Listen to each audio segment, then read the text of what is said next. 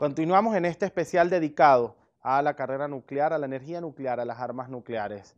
Nosotros en Brújula Internacional tenemos que hacer énfasis en la historia, aunque hemos dicho en reiteradas ocasiones y en algunos micros preparados por la producción que las armas nucleares tienen una historia interesante de creación, de formación, además de aplicación del intelecto humano. Hay que revisar de manera un poco más profunda cómo fue la utilización de las armas nucleares durante la Segunda Guerra Mundial. Recordemos que a inicio de los años 40 se empeñaban los países en hacerse ricos por medio de la adquisición de armas y por medio de la aplicación del intelecto humano para la creación de las mismas. En el año 1939 es cuando inicia la Segunda Guerra Mundial. No se veía de forma tan acérrima la utilización de armas nucleares. Sin embargo, con el transcurrir del tiempo y hasta el año 1945, cuando culmina esta nefasta Segunda Guerra Mundial, ya se veían grandes inicios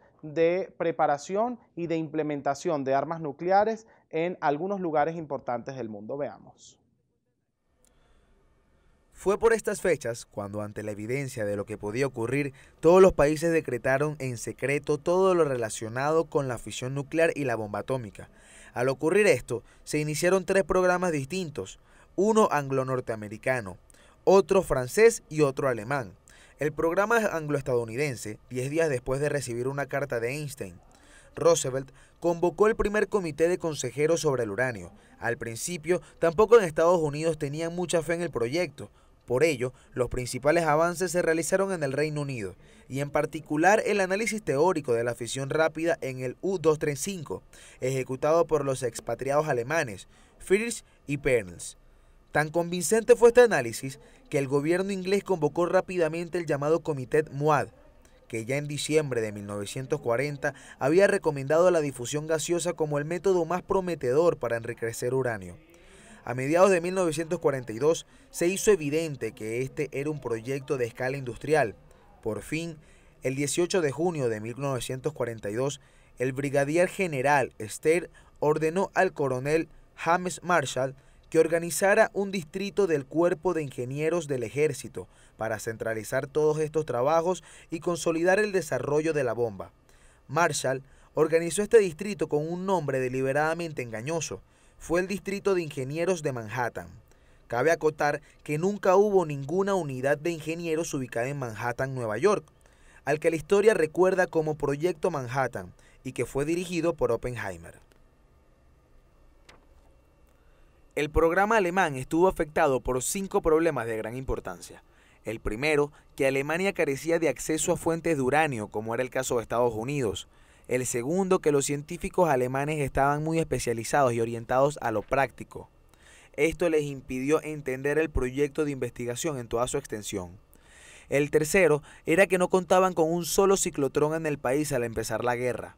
Solo se obtuvo uno al conquistar París. El cuarto fue que el programa nuclear alemán dividió sus esfuerzos entre al menos 3 departamentos, incluyendo la oficina de correos de la Alemania nazi, hasta tal punto que se tenían que turnar el poco uranio disponible.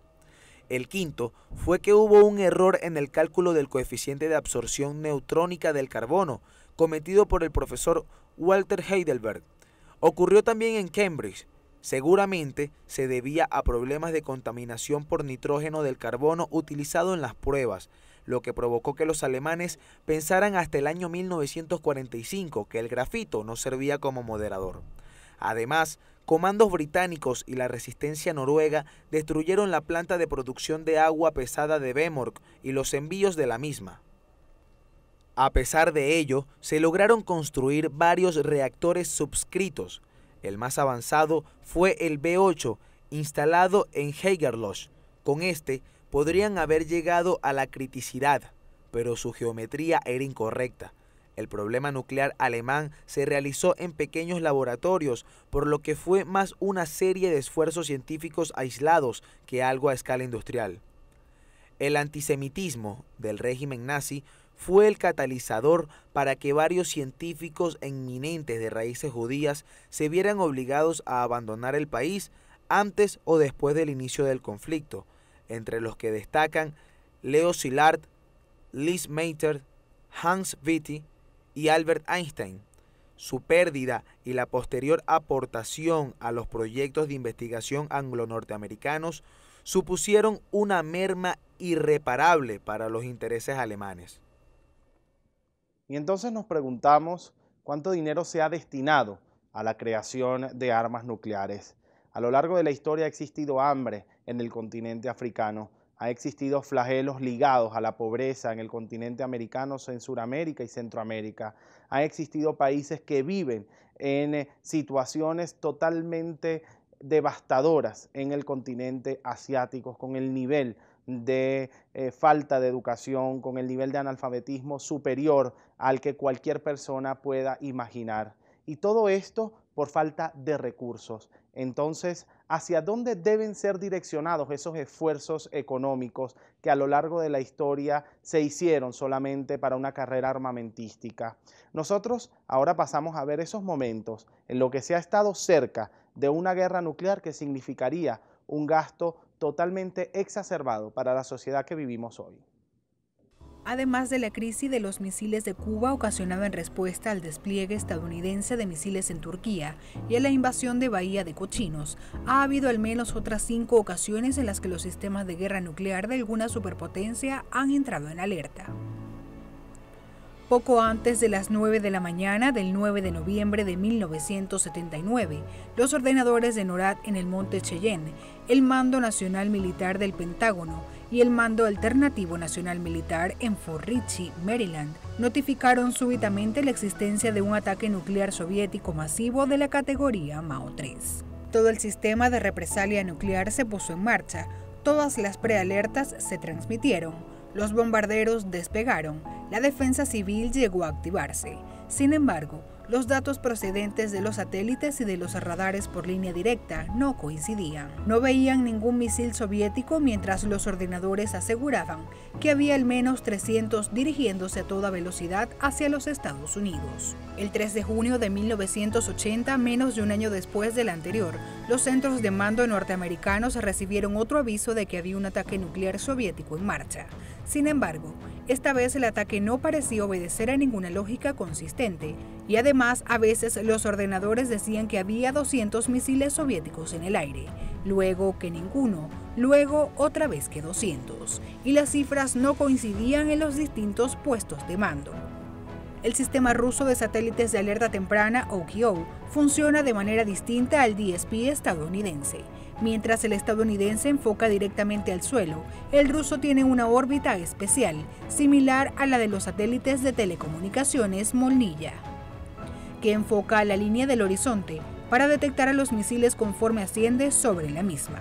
A este tipo de órbitas polares, que se aproximan bastante a la Tierra en el hemisferio sur y se alejan de ella en el norte, se les denomina genéricamente órbitas Molniya. De esta manera, con un solo satélite se puede cubrir mucho más espacio y además es difícil que los reflejos o artefactos propios de la superficie o de la atmósfera terrestre produzcan falsas alarmas. Este método es mejor, más económico, más ingenioso y más difícil que inutilizar que el estadounidense. Al amanecer del 25 de enero de 1995, los noruegos, país miembro de la OTAN, lanzaron un cohete suborbital noruego-estadounidense para el estudio de las auroras boreales y otros fenómenos electromagnéticos de altas latitudes llamado Black-Brand 12, con apogeo a 930 kilómetros de altitud.